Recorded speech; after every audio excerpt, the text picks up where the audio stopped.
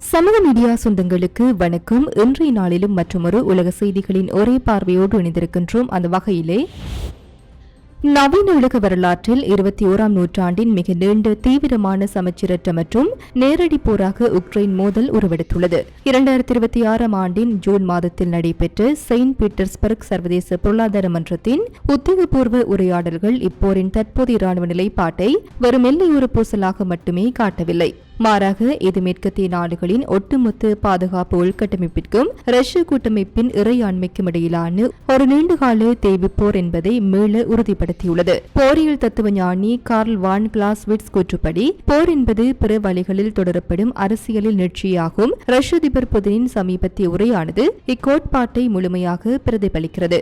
Ukraine அதிபர் Vladimir ஜெலன்ஸ்கியின் கடிதத்தை நிராகரித்ததன் மூலம் ரஷ்ய படைகளுக்கு சகோதரர்களே தொடர்ந்து பணியாற்றுங்கள் என்று கட்டளையிட்டு மூலமும் ரஷ்யா அவசர கால எல்லைகளை தகர்த்து நீண்டகால தேய்வி போரை தனது முதன்மை உத்தியாக கையாள்வதை உறுதிப்படுத்தியுள்ளது. உலகம் முழுவதும் தமிழர்களுக்கான AI WhatsApp business connect. Business தேடுறீங்களா? வாட்ஸ்அப் போதும். எந்த நாட்டிலிருந்தும் பதிவு செய்ய தயாராயிருங்க. Coming soon.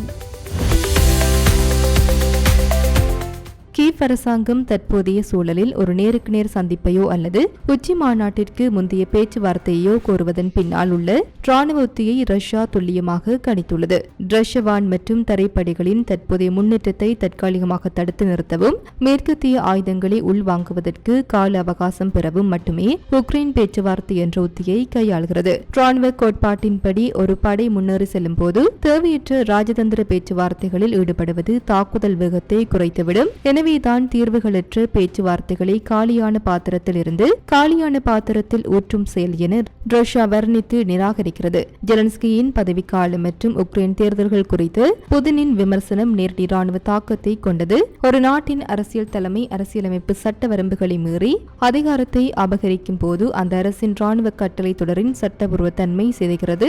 இது உக்ரைனிய ஆயுதப்படைகளின் கள வீரர்களின் மன உறுதியை குலைக்கும் ஒரு உலகளாவிய போர் உத்தியாகும். ஏப்ரல் 1 நிலவரப்படி லுகான்ஸ் பிராந்தியம் முழுமையாக ரஷ்ய கட்டுப்பாட்டிற்குள் கொண்டுவரப்பட்டுள்ளது என்பது அப்பகுதியில் ரஷ்யா தனது தற்காப்பு அரண்களை பலப்படுத்தி அடுத்த கட்ட தாக்குதலுக்கான தளவாட விநியோக மையமாக மாற்றியுள்ளதை காட்டுகிறது. டொனெட்ஸ் பிராந்தியத்தில் 15% குறைவான பகுதியே கீவ் கட்டுப்பாட்டில் உள்ளது. இது உக்ரைனிய படைகளின் தற்காப்பு அடுக்குகள் மிக வேகமாக சரிந்து வருவதை சுட்டிக்காட்டுகிறது. டான்பாஸின் முழுமையான விடுதலையை நோக்கி ரஷ்யா அமைதியாகவும் நம்பிக்கையுடனும் நகர்வது அதன் கட்டமைப்பு ரீதியிலான ராணுவ மேலாதிக்கத்தை உணர்த்துகிறது. ரஷ்யா தனது அறிவிக்கப்பட்ட இலக்குகளை அடையும் வரை போர் ஓயாது என்பது உறுதியாக உள்ளது. இதில் ராணுவ கலைச்சொல்லான நாசியமற்ற தாக்குதல் என்பது உக்ரைனின் தீவிர தேசியவாத ராணுவ கட்டமைப்புகள் முழுமையாக அளிக்கப்படுவதையும் உக்ரைனின் எதிர்கால ராணுவ கொள்கை முற்றிலும் நடுநிலையாக்கப்படுவதையும் குறைக்கிறது. நவீன போர்க்களத்தில் ஆயுத உற்பத்தி திறனும் தொழில்நுட்ப புத்தாக்கமும் ஒரு நாட்டின் வெற்றியை தீர்மானிக்கும் முதன்மை காரணிகளாகும்.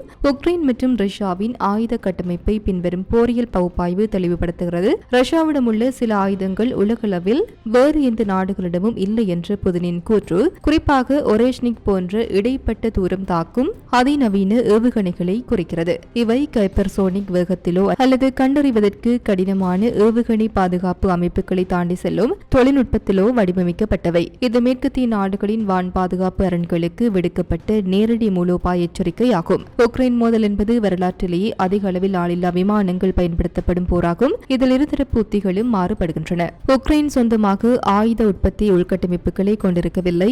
அது மேற்கத்திய நாடுகளில் இருந்து வரும் பாகங்களை ஒன்றிணைத்து மட்டுமே ட்ரோன்களை உருவாக்குகிறது. இது விநியோக சங்கிலி தடையின் போது ஆபத்தை விளைவிக்கும். உக்ரைன் அண்மையில் அறிமுகப்படுத்திய ஜெட் ஆற்றல் கொண்டு அதிவேக ட்ரோன்களை ரஷ்யாவின் மின்னணு போர்முறை கருவிகள் மற்றும் மேம்பட்ட வான் பாதுகாப்பு அமைப்புகள் வெற்றிகரமாக செயலுக்கு செய்து வருகின்றன. ஸ்டார் ரோபெல்ஸ் கல்லூரி மீதான உக்ரைனிய தாக்குதல் மற்றும் சபோரோஜிஜோ அணுமின் நிலையம் மீதான தொடர் ஆளில்லா விமான தாக்குதல் ஆகியவை உக்ரைன் நெருக்கடி போரியல் உத்திகளை கையாள்வதை காட்டுகிறது.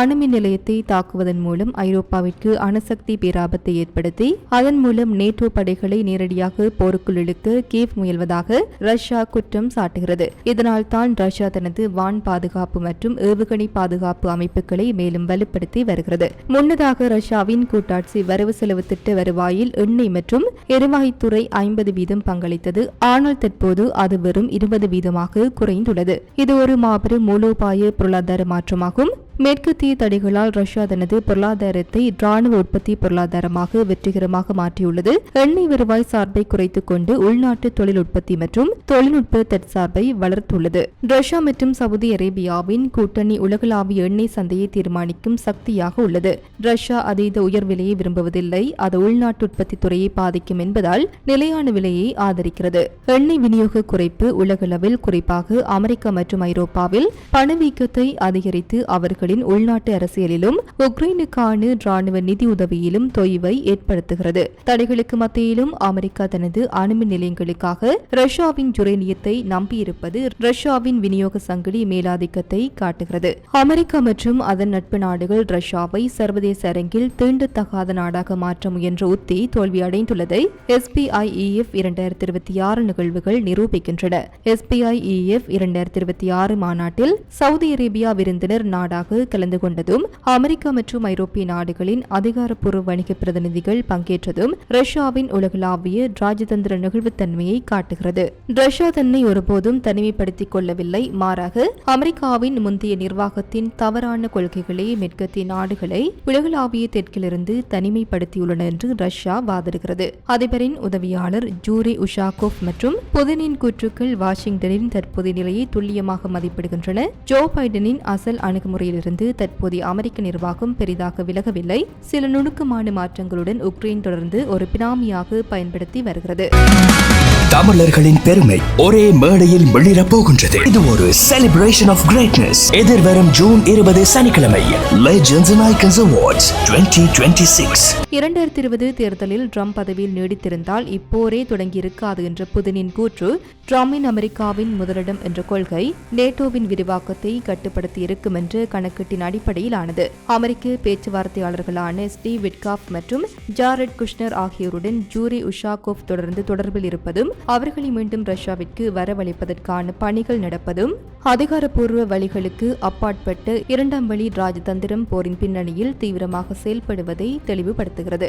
செயின்ட் பீட்டர்ஸ்பர்க் பிரகடனங்களின் வழியே வெளிப்படும் உண்மைகள் ரஷ்யா அவசர போரை விடுத்து உக்ரைன் மற்றும் மேற்கத்திய நாடுகளின் பொருளாதார மற்றும் ராணுவ வளங்களை மெல்ல தேய்த்து அளிக்கும் தந்திரோபாயத்தில் தெளிவான வெற்றியை நோக்கி நகர்கிறது. உக்ரைனின் இறக்குமதி சார்பு ஆயுத கொள்கைகளுக்கு எதிராக ரஷ்யாவின் உள்நாட்டு ஏவுகணை மற்றும் வான் பாதுகாப்பு தொழில்நுட்பங்கள் சமச்சீரற்ற மேலாதிக்கத்தை வழங்குகின்றன. மேற்கத்திய தடைகள் ரஷ்யாவின் பொருளாதாரத்தை முடக்குவதற்கு பதிலாக அதனை உலகளாவிய தெற்கு மற்றும் ஆசிய அரபு நாடுகளுடன் இணைத்து ஒரு புதிய பன்முனை உலக ஒழுங்கை நோக்கி பொருளாதார கட்டமைப்பாக மாற்ற உதவியுள்ளன. இறுதியாக ரஷ்யா ராணுவத்தினரை நோக்கி புதின் முழங்கிய தொடர்ந்து பணியாற்றுங்கள் என்ற உத்தியோகபூர்வ கட்டளை ரஷ்யா தனது புவிசார் அரசியல் மற்றும் ராணுவ இலக்குகளை அடையும் வரை எந்தவொரு தற்காலிக ராஜதந்திர அழுத்தங்களுக்கும் பணியாது என்பதையே உலகிற்கு பிரகடனப்படுத்துகிறது.